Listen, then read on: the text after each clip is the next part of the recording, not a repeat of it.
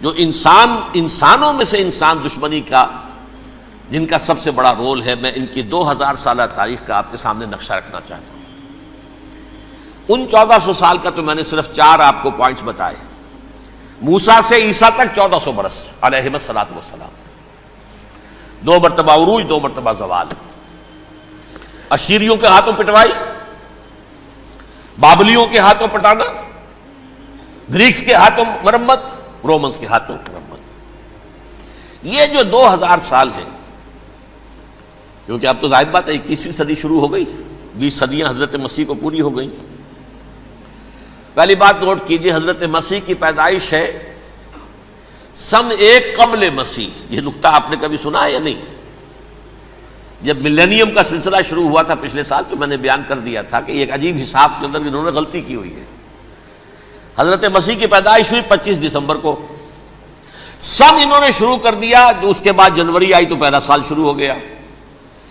اگر جنوری سے پہلا سال شروع ہوا تو یہ 6 دن جو ہے تو اس کے پچھلے سال میں تھے، لہذا کہا جائے گا کہ Jesus Christ was born 1 year before Christ، BC۔ تو 1 قبل مسیح میں حضرت مسیح کی پیدائش ہوئی۔ یہ آخری اسرائیلی نبی اور رسول۔ یہودی علماء کی مخالفت، دشمنی، سولی پر چڑھوا دینا میں بیان کر چکا ہوں۔ سن 33 عیسوی میں، جبکہ حضرت مسیح کی عمر 33 برس تھی، اللہ تعالیٰ نے انہیں زندہ آسمان پر اٹھا لیا، لیکن یہودیوں نے اپنے خیال کے مطابق انہیں سولی پر چڑھوا دیا، ان کی موت واقع ہو گئی۔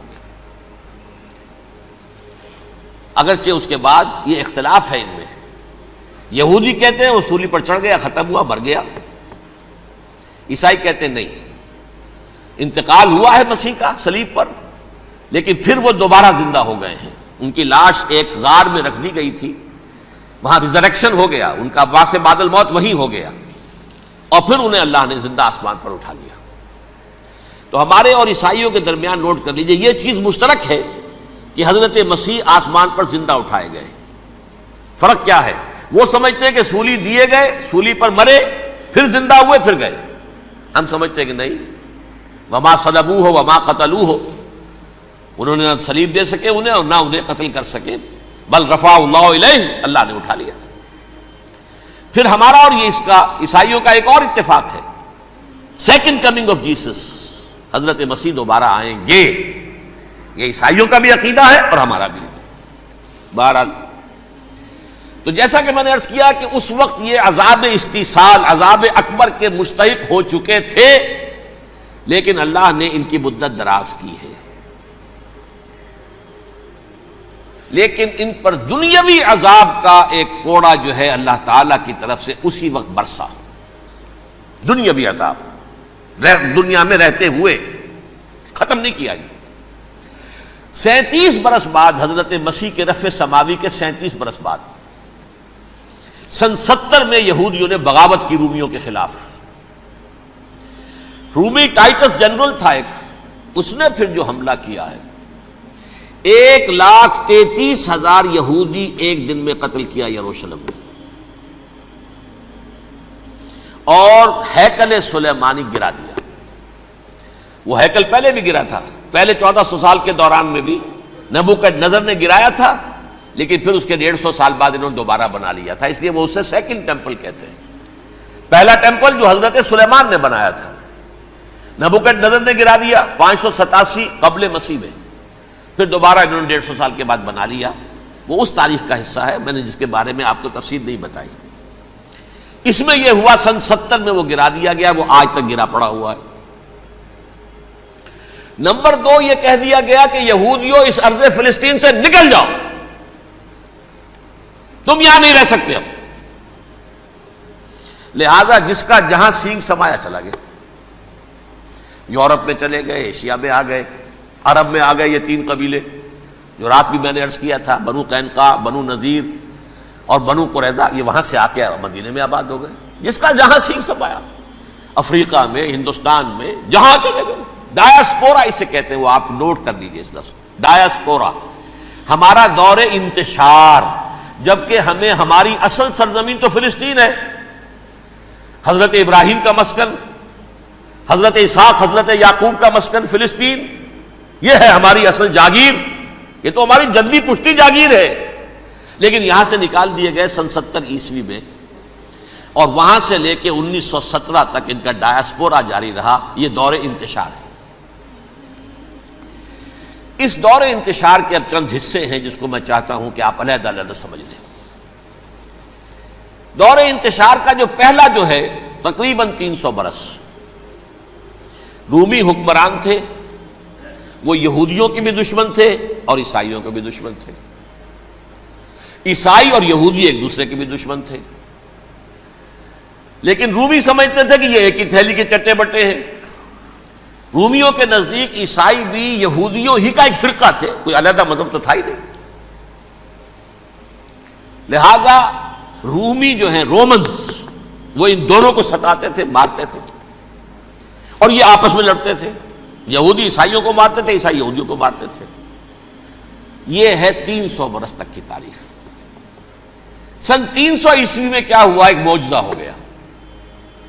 بہت عظیم ایمپرر کانسٹینٹائن، قسطنطین اعظم، رومن ایمپررز میں سے بہت بڑا ایمپرر، وہ عیسائی ہو گئے۔ اب تو معاملہ بالکل تلپٹ ہو گیا، پوری سلطنت عیسائی ہو گئی۔ اب عیسائیوں کے عیش ہو گئے اور یہودیوں پہ مار پڑنی شروع ہوئی۔ اب عیسائیوں کا آپ خود سوچئے کہ جنہیں وہ خدا بنا بیٹھے ہیں، خدا کا بیٹا قرار دے رہے ہیں، ان کے قاتل کون؟ یہودی بدماش۔ لہذا ان کی وہ پٹائی شروع ہوئی ہے یورپ میں، پوری رومن امپائر میں انہیں ذلیل کیا گیا۔ شہروں میں آمد بند، علیحدہ رہو، گھیٹوز کے اندر رہو۔